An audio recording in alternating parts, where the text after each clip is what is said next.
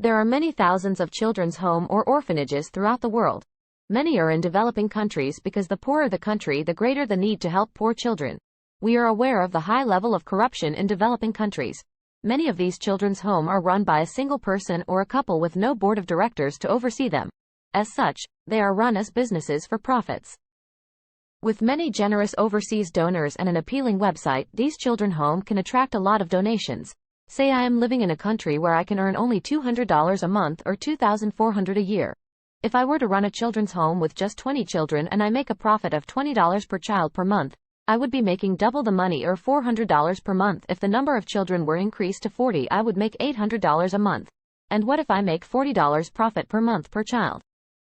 I would be making $1,600 a month, which is a big improvement from a salary of $200 a month.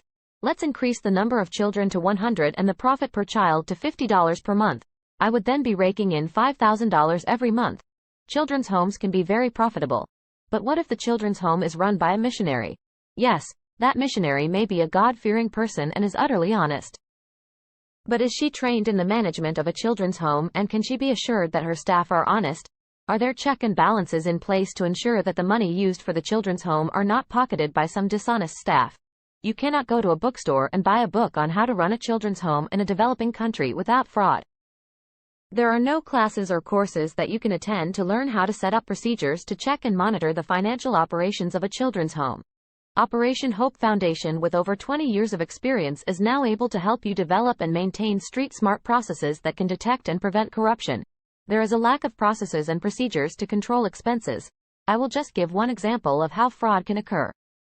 One of the easiest and most common way is to siphon off money from the purchase of wet food. Let's say the cook is given $70 every day to go to the market to buy meat and vegetables. Not only are there no receipts because the wet food vendors do not give receipts for buying fish and vegetables, but what is even worse is that the food purchases are not even weighed. I had visited children's homes in Thailand, Indonesia, Cambodia and Nepal, and have not seen a weighing machine in any of the children's home. This means that the cook can easily declare that she has bought a bigger amount of meat or vegetables and pocket the difference in the cost. For example, she can declare that she has bought 20 kg of chicken and put down the cost for 20 kg of chicken when in fact she has only bought 15 kg. The difference of 5 kg cost of chicken is then pocketed by her.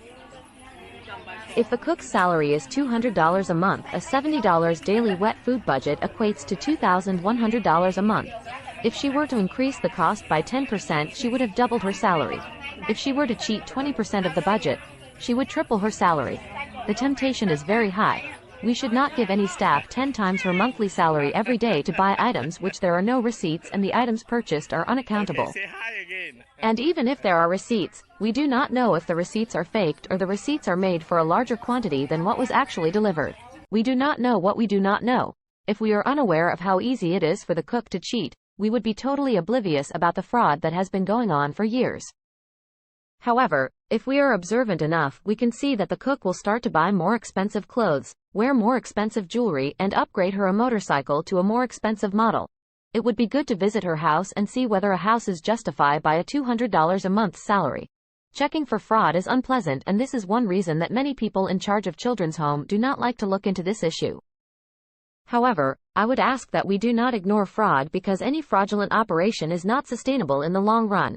I always say there is no such thing as a corrupt Christian mission. Just because a children's home is run by your church or a local pastor does not mean it is run honestly. We must be good steward of the donors' money. Every effort must be made to ensure that street-smart processes are in place in the operations of a children's home. What is even worse is that when corruption occurs in a children's home, it is the children that suffers.